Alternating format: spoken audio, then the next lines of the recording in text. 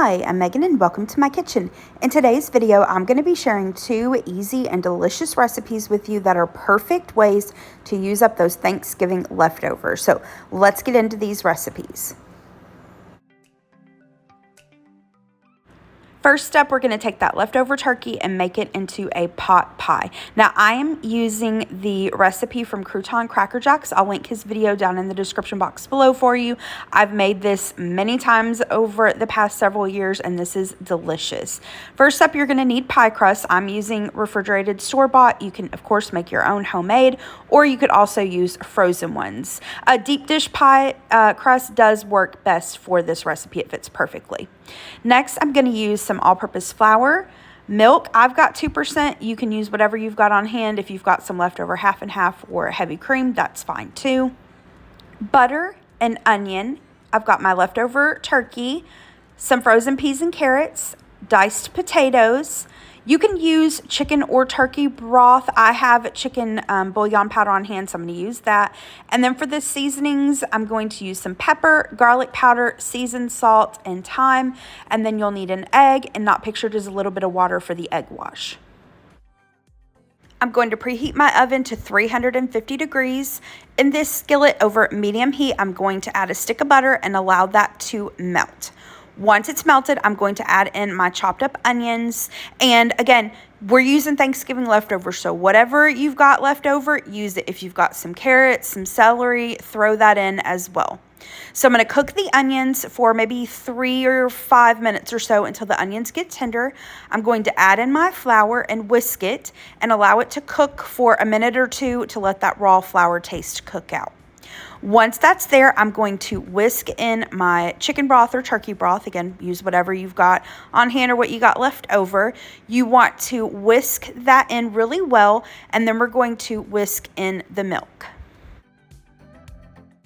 Now I'm going to add in the seasonings, and I'm just using the seasonings in the recipe, but you can totally use whatever you all, prefer. You could also use whatever fresh herbs maybe you have left over. That would be good in this as well. So just going to season this up and then give those seasonings a really good whisk. Now we're just going to let that simmer for just a couple minutes. It doesn't take very long at all until it gets nice and thick. Now, basically what we did here was we made homemade cream of chicken soup. That's what we did. So if you don't want to do this step, you can use canned. But as you saw, it is so easy. And honestly, if you've seen my channel, you know I'm not above using cream of anything soup. I use it all the time, but homemade definitely is better. Now for the turkey, I just diced it up. You can shred it. And to be completely honest with you guys, I didn't have quite as much left over as what I wanted. And I had some of the Oscar Mayer carving board, the really thick turkey. So I just diced that up and threw that in there. And you know what? Nobody will know the difference. But you can use rotisserie chicken, leftover chicken, whatever you prefer. Now for the potatoes, Crouton Cracker Jacks recipe says to peel and boil up potatoes. But I just feel like that's an extra step, extra dishes and everything. I just prefer to use canned diced potatoes. You can use leftover potatoes if you've got them, but just do your preference. Then we're going to add in some frozen peas and carrots. And I know, broken record, use what you got. If you've got some leftover corn, green beans, whatever, throw that in there. So once we stir in the veggies, give your filling a taste and adjust the seasonings if you feel like it needs it. Now, I did not have a deep dish pie dish, so I'm using my 9-inch cast iron skillet. Works just fine. I took this pie crust, unrolled it, and then you just kind of stretch the sides up a little bit. Be careful, you don't want to tear it. I'm going to add in my filling and then spread that out, and we're ready to add our top crust. Now, while I was unrolling the top crust, I kind of tore the middle of the pie crust, which is just fine. You need to put a slit in it anyway, so that worked out perfectly. But I didn't really take my time on this because it was just Gary and I for dinner. I wasn't worried about making it super pretty or cute. But you just want to crimp up your sides. You can take your time, make it pretty if you want. Just crimp the top and bottom crust together as much as you can. You could take a little leaf cookie cutter or a turkey and make little decorations for the top if you want, but I'm just keeping it simple tonight. I'm going to take that egg, whisk it with a little bit of water, brush it on top, and then this is going to go into the preheated oven and bake for about 45 to 60 minutes, just depends on your oven. You just want to make sure that the crust is golden brown and cooked all the way through. Now, once this comes out of the oven, you will absolutely want to let this sit. One, if you don't, the filling will just fall out everywhere, but two, it will be hotter than lava. So take my advice, let this sit for about 15 minutes or so before you serve it up, and this is so good. I'm going to do just a quick side salad with things I already had on hand. I've got this spring mix. I've got some feta cheese, these honey roasted pecans and cranberries, some balsamic vinaigrette. I just tossed that all together, and here are the plates. So we've got the pot pie and this salad, and this is delicious and so comforting. And I just thought about it too. If you've got leftover gravy, you can throw that in with the pie filling, because gravy really is just basically fat, flour, and broth, some sort of liquid. So you could add that into the filling as well. I think that would be delicious. But yeah, this was so good. Next up, we're going to make a crock pot cheesy ham and potato soup. Now, I'm doing this in the crock pot. You can totally do this on top of the stove if you prefer. Here's what I'm going to use.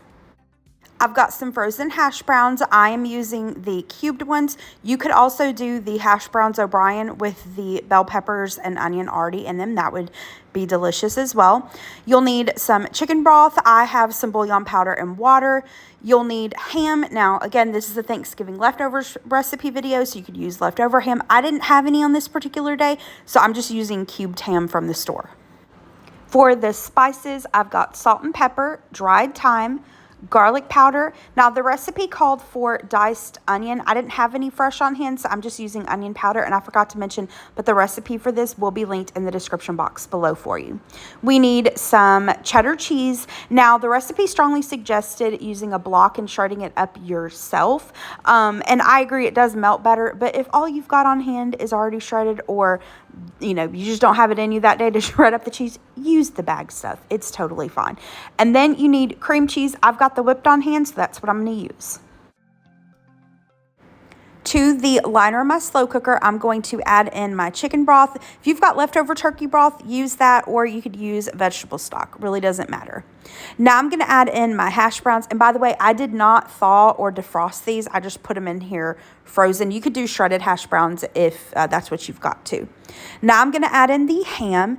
And with this, again, use your leftovers that you got. If you've got leftover corn, green beans, celery, carrots, whatever leftover from Thanksgiving, just toss it in here.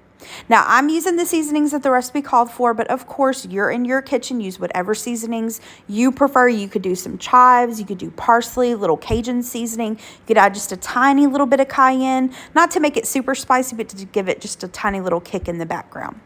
Now we're going to season this to taste with salt and pepper. Potatoes, I find, usually need a little help in the salt department, but do keep in mind the ham, the cream cheese, the cheese is going to have salt in it too. So we are going to mix that up, cover this with the lid, and I cooked this on high for about 2 or 3 hours. You just want to make sure that your potatoes are fork tender. Now at this point, I can't remember if this recipe said to do this, but I know I saw several recipes that said to remove part of the mixture and blend it, but I don't like doing that. I've, burned myself before. You can do that if you want to. You could use an immersion blender. I just took a hand masher and mashed it until it was the consistency that I wanted. I'm going to add in my shredded cheese as well as the cream cheese. Give that just a little stir. Cover this up with a lid and then cook it for another maybe 30 minutes or so. You're just wanting to cook it until the cheeses are completely melted. And I forgot to mention this, but if you prefer a chunkier potato soup, you don't have to mash it up at all. You can just leave it as is. Here is what it looked like when it was done. Make sure you give this a taste. Adjust the seasonings to your taste. To go along with this, mostly for Gary, I decided to make him a little toasted sandwich with some things that I had on hand I needed to use up. Like I had just a couple slices of this sourdough bread. I've got some Swiss cheese, some turkey. I'm going to add a little mayonnaise and Dijon mustard. And a toasted sandwich is a great way to use up some of those Thanksgiving leftovers. If you've got leftover bread from your stuffing, you can use that. Instead of using like the turkey deli meat like I'm using here, you could do leftover turkey, ham. If you did a roasted chicken, you could add on some stuffing. You could add on cranberry sauce, you know, whatever you got. But all I did was just assemble the sandwich, toasted it in a skillet. And here are the finished sandwiches. And then I also had some green onions and some leftover cooked bacon. I decided to chop that up to garnish the soup. And here is the finished plate. So I added a little extra shredded cheese on top, and then we've got this sandwich, and this was so good. And y'all, this was really easy to put together in the crock pot. It was basically dump and go. And this, like I said, I cooked it on high for 3 hours. You could cook it on low for maybe 6 to 8 hours. And I think it would be perfect for like the day after Thanksgiving. I don't know about you all, but I love decorating for Christmas the day after Thanksgiving. That's kind of my tradition that I normally do. And so I could totally see myself making this going forward. It's quick and easy to put together, and then it can cook while I'm decorating, or, you know, if you like to go Black Friday shopping or just spending time with the family, this would be great to make. All right, that is it for today's video. I hope that you liked these ideas I've shared with you. I hope you'll give them a try. Again, great way to use up Thanksgiving leftovers, but you don't have to have Thanksgiving leftovers to make these recipes. You can make them any day of the year. They are delicious. I hope you enjoyed this video. If you did, hit the thumbs up button below and subscribe to my channel if you're not already. I hope you have a great rest of the day. Thanks so much. Bye-bye.